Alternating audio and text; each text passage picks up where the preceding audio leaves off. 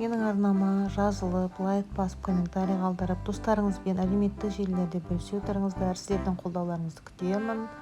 Мен бүгін сіздермен осындай сырмен жасайтын самсалардың рецептісімен бөліскім келеді. Сіздер де жасап көріңіздер. Ең алдымен осылай жылы су аласыз. Комнатный температурадағы суға өсімдік майын және йогурт, кез келген йогурт бара береді, және 3 жұмыртқаны жарып салдым. Енді осыған қазір ас тұзын және қорсытқышымды саламын, сондай-ақ уксус құямын. Бәрін әбден жақсылап араластырып аламын және үстіне ұн салып қамыр илейтін боламын. 800 грамм барлығы осы неге кетеді, осы қамырға. Жайлап аз-аздан сала отырып, араластыра отырып, мен қазір қамыр илеймін.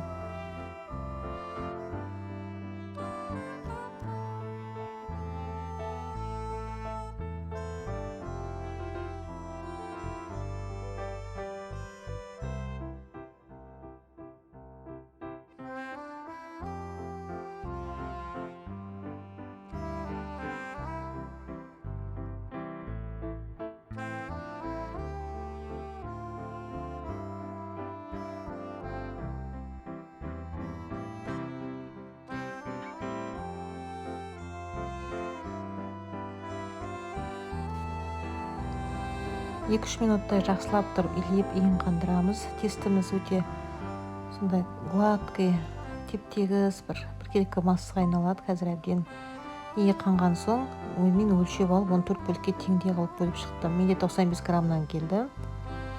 Сіздер бірінші өлшеп алыңыздар, сосын тең бірдей 14 бөлікке бөліп алып, өстіп бәрін домалақтап, бетін жауып 5 минутқа тындырып қойып қойдым.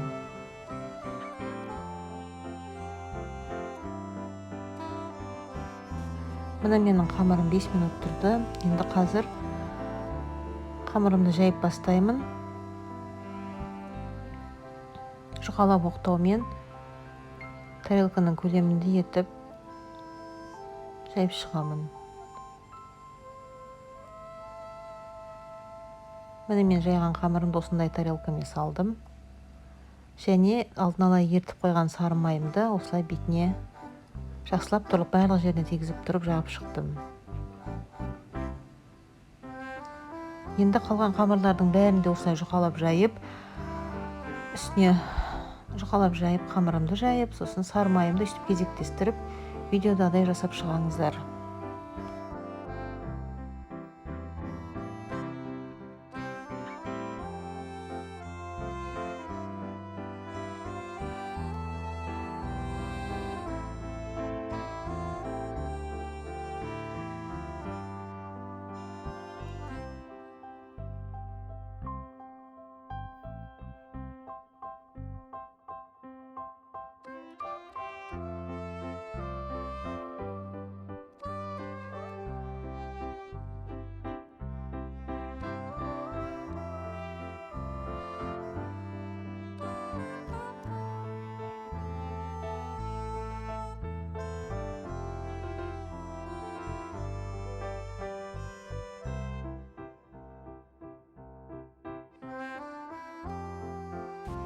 Міне барлық қамырым жасап болды. Мен қазір мұздатқышқа 30 минутқа қойып қоямын.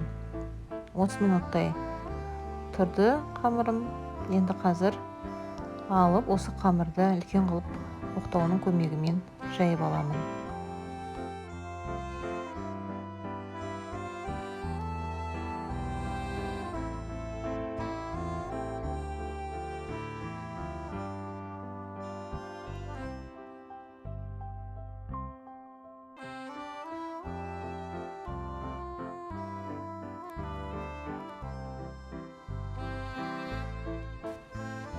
Міне мен қамырымды жайып алдым. Енді осыны осылай бөліктерге көз мөлшерімен бөліп аламын.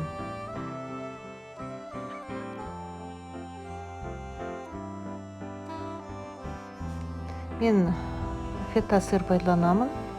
Фета сырды осылай қасықты көз мөлшерімен осылай барлығына бірдей қылып бөліп шықтым.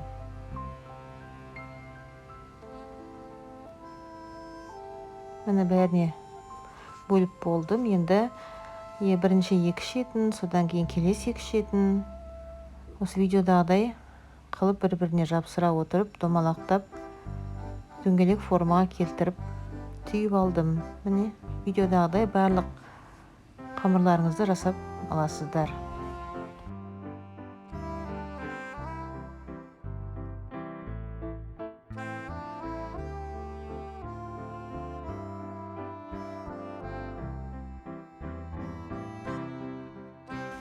Міне шыққан самсаларыма осындай қылып жұмыртқаның сарысына кішкене сүт қосып араластырып алып осылай бетіне бәріне де жағып шықтым.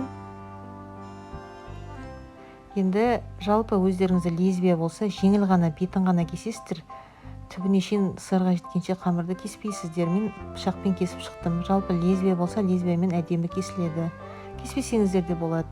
Мен тек әдемілік үшін осылай кестім. 180 градуста 30 минуттай пісіріп аламын. Міне менің пісіп шықты самсаларым, өте дәмді болды.